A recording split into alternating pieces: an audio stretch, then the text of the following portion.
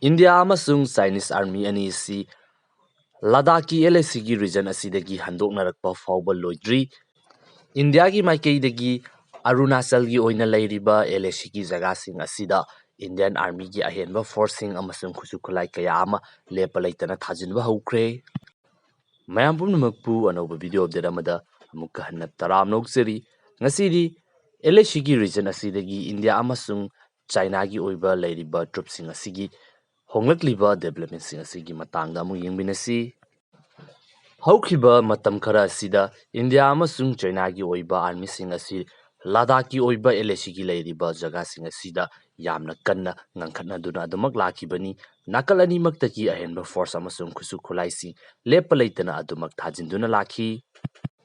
Handaki week asimaktasu India gi maikeidagi hairiba mafam asida advance oiraba tank sing thajinkibasu leikibani. Adubu nomanini gi mamang asida India amasung China gi oiba troop anima asina Eastern thangba Ladak ki sarukta leiriba Gogra Hot Spring hairiba jaga asida nakal animaki forcing asing ngangkhatnaduna leiramba asidagi Indian Army amasung Chinese ki leiriba army sing asi mafam sing asidagi handoknaba tapna horakli.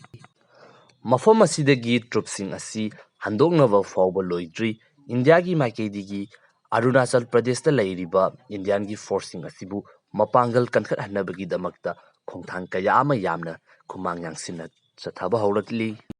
Mamangi video update sing dasu panjakraba India ki maikeidagi US tagi laukiba advance oiraba 6716 assault rifle sing asi hauji Arunachal da deploy tawduna leiriba Indian Army sing asida khusinaba haukre.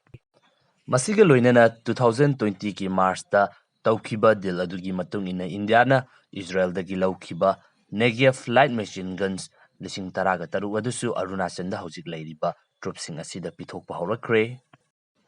Arunachal Pradesh hairiba state asida haukiba matam khara asida Indian Army gi side gi lambi thong semgatpa amasung masida khusu khulai sing puthok pusin tawba amasung surveillance gi oiba mathau taba pochai kaya ama semgat sagatpa asi yamna pak chauna lepa leitana haujik yamna kanna paikhalatli.